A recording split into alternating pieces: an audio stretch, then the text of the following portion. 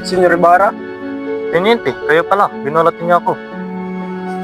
mag-ingat ka, senyor. Maging aral sana sa iyo ang nangyari sa iyong ama.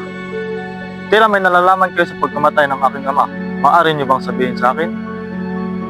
Wala ka bang nalalaman? Sa pagkakaalam ko, namatay ang iyong ama sa loob ng bilangguan. Sa bilangguan? Nakulong po ang aking ama.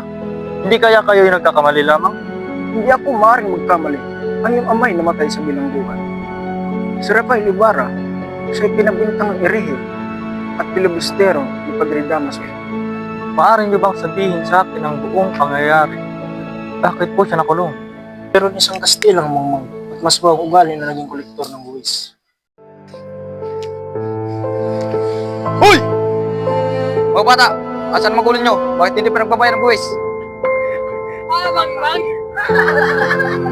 Mga bata, huwag niyo magtapanan!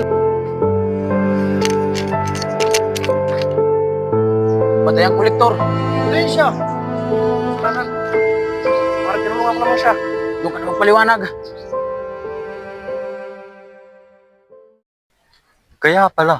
Kaya pala hindi sa akin sinabi ni Kapitan Tiago ang dahilan. Ama ko,